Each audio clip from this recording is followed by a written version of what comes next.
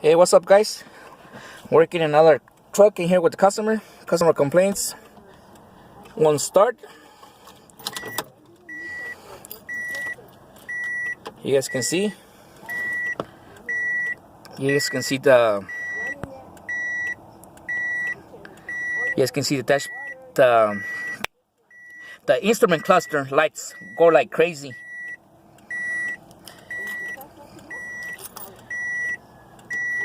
And I put my key on. Nothing. It's nothing. One crank, no start.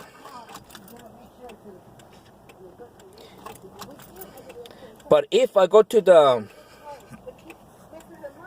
engine, let me show you guys.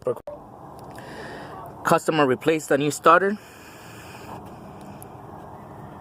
There was not a problem. I'm pretty sure the old starter was pretty good. I told the customer to replace the new battery because the old battery was not good. That was not holding cold cranking. Supposed to be 550 something, and that was 250 something. And we see the cat. Anyways, let me show you something real quick, guys. Let me show you real quick, guys. I want to try to bypass this thing. I want to try to bypass.